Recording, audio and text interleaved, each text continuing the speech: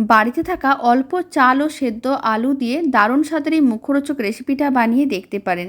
খেতে বেশ ভালো হয়। নমস্কার, আমি রুমি। আপনাদের সবাইকে আবারও একটা দারুণ স্বাদের রেসিপিতে স্বাগত।